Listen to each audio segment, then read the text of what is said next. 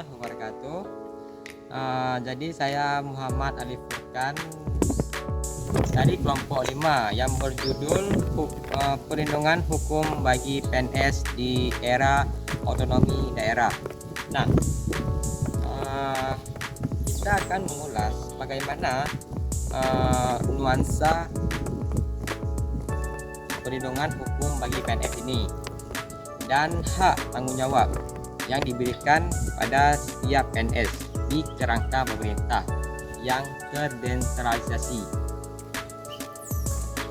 Desentralisasi ini memungkinkan pemerintah daerah untuk mengambil alih urusan mereka sendiri, seperti untuk mengambil alih perekrutan, pengelolaan, dan perlindungan hukum bagi pejabat.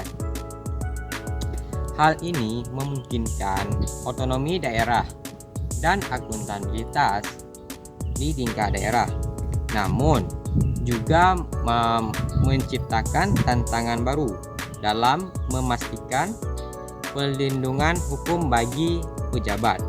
Nah, kerangka hukum perlindungan pegawai negeri di Indonesia beragam, sangat beragam, dan mencakup berbagai peraturan.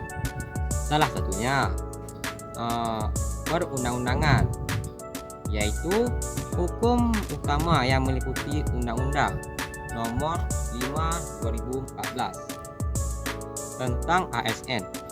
Nah, jadi undang-undang ini berisikan kerangka utama dalam pengelolaan pegawai negeri sipil termasuk hak. Ini memberikan kerangka utama yang termasuk hak dan kewajiban dan perlindungannya. Jadi undang-undang ini menekankan peraturan perekrutan berbasis kinerja, pengembangan profesional, dan perilaku kinerja. Jadi undang-undang ini memberikan kerangka utama bagi pegawai negeri sipil termasuk hak, kewajiban, dan perlindungan. Nah, jadi undang-undang ini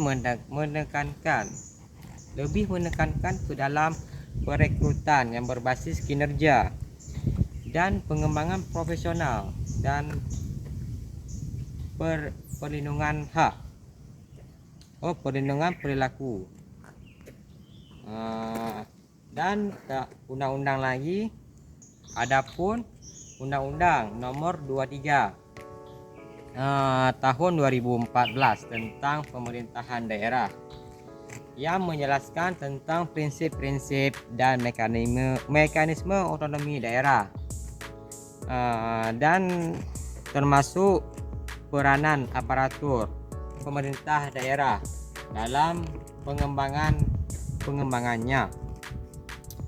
Adapun hak-hak PNS di industri Adapun hak-hak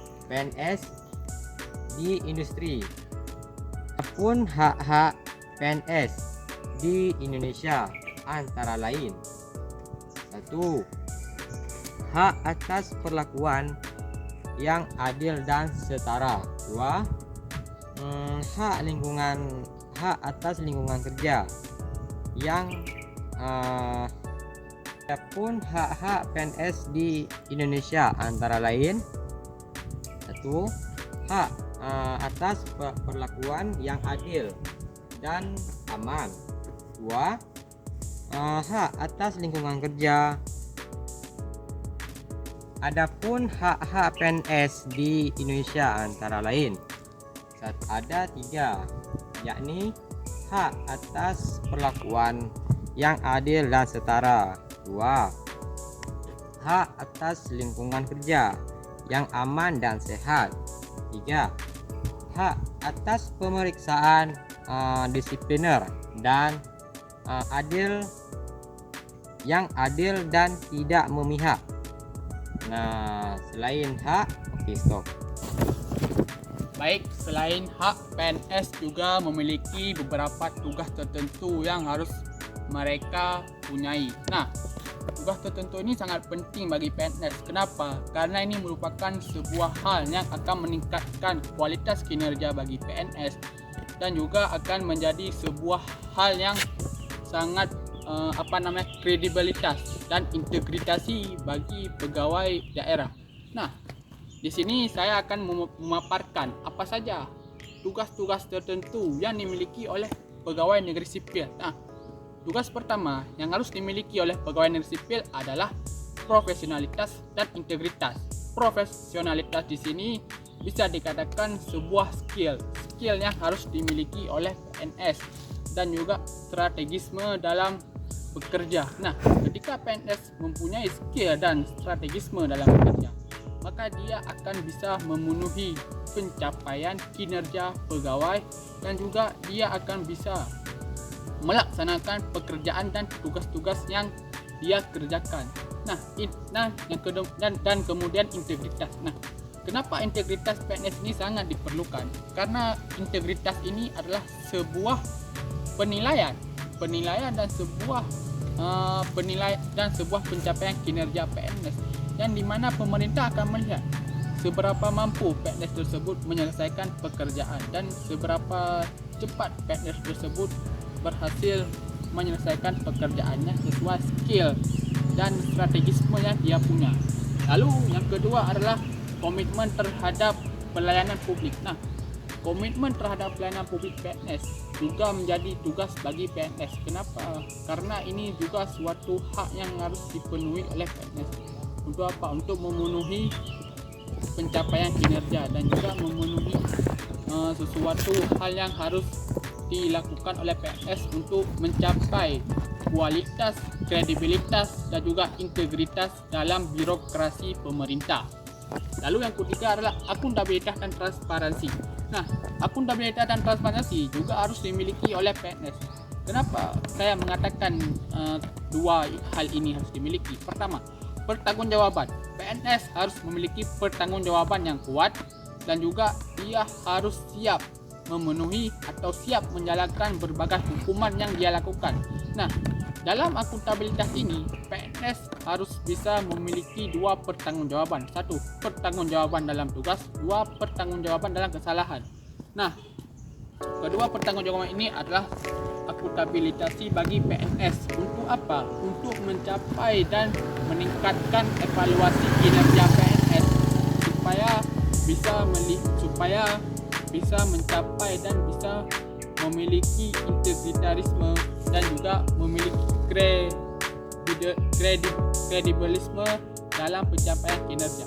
Lalu kemudian transparansi. Nah, untuk apa transparansi ini? Transparansi ini adalah tugas PNS yang dimana masyarakat akan melihat bagaimana sebenarnya tugas PNS itu, bagaimana sebenarnya PNS melakukan sebuah pengelolaan atau sebuah penganggaran. Nah, ketika transparansi ini dilibatkan dalam kinerja pegawai, maka rakyat atau masyarakat akan melihat, oh seperti ini ternyata kinerja PNS, oh seperti ini ternyata pekerjaan PNS dalam melakukan anggaran.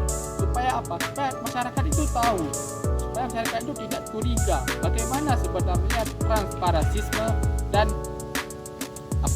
anggaran dan melakukan penganggaran dalam dalam pegawai daerah dan bagaimana kinerja pegawai daerah dalam melakukan program penganggaran begitu. Jadi akuntabilitas dan transparansi ini sangat dibutuhkan sama sekali oleh PNS.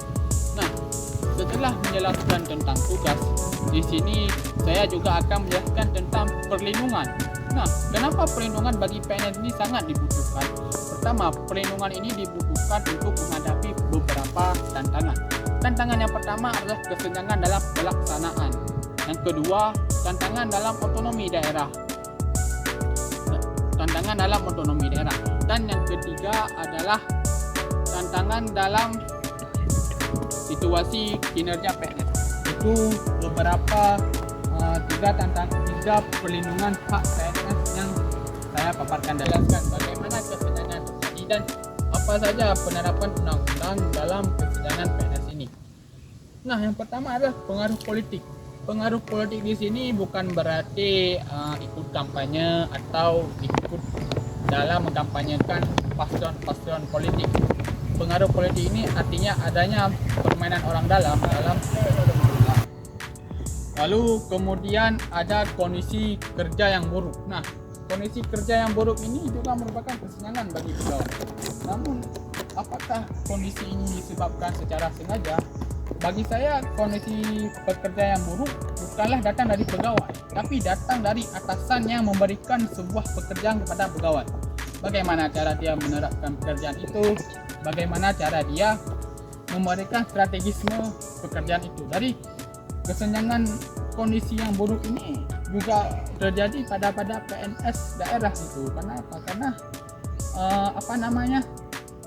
atasannya, ya kan, atau kepala bidang itu tidak memenuhi syarat dan tidak memenuhi strategisme dalam memberikan pekerjaan.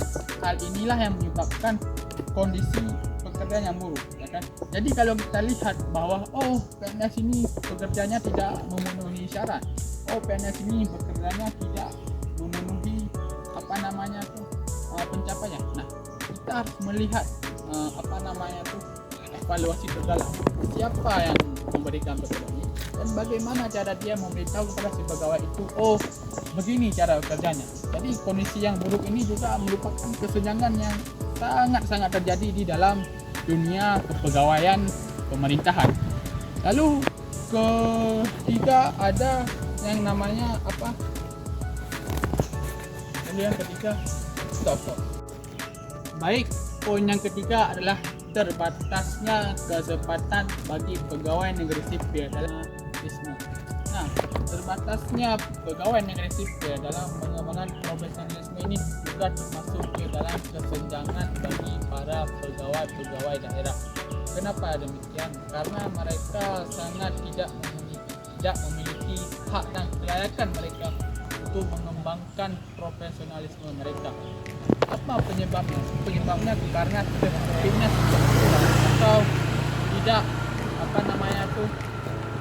tidak dihiraukan oleh para atasan mereka, sehingga kemudian ketika mereka mempunyai skill kerja yang hebat, cepat, kredibel, sangat profesionalitas, mereka tidak akan bisa mengembangkan ke semua poin tersebut. Kenapa demikian? Karena seperti yang saya jelaskan, peranlah yang membuat mereka sulit untuk mengembangkan dan meningkatkan profesionalisme kinerja mereka. Lalu, apakah pemerintah punya solusi? Apakah pemerintah punya solusi? Hingga saat ini pemerintah belum punya solusi. Bagaimana meningkatkan dan mengembangkan profesionalisme? Karena ini suatu hal yang harus dipertimbangkan oleh pemerintah dan harus diperlakukan oleh pemerintah. Karena sangat sekali yang kesempatan pengembangan ini tidak dilakukan.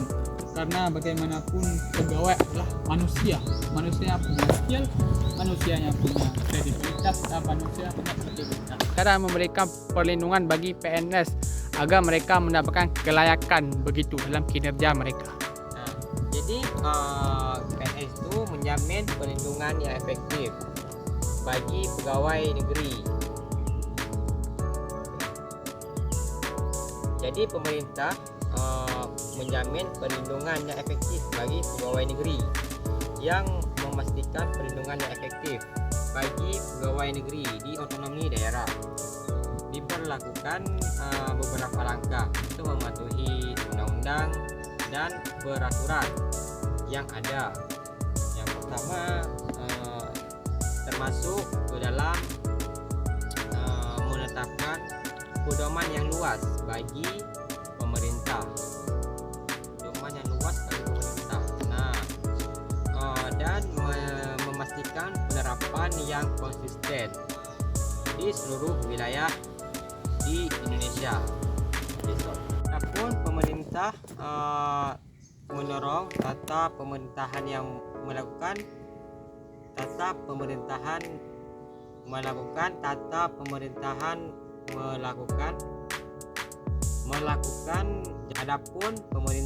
melakukan tata kelola pemerintahan yang baik, yakni hal yang termasuk hal dan termasuk ke dalam pemerintahan yang baik ini ialah transparansi. Nah, jadi pemerintah itu harus transparansi dalam melakukan kinerja apapun itu yang termasuk ke dalam pelayanan dan melayani kebutuhan masyarakat dan akuntabilitas. Pemerintah harus juga bertanggung jawab dalam melakukan layaknya pemerintah apapun yang harus dilayaninya terhadap kebutuhan menerima pelayanan publik, dan prinsip-prinsip yang berbasis kinerja di pemerintahan daerah, dan berinvestasi dalam pengembangan kapasitas.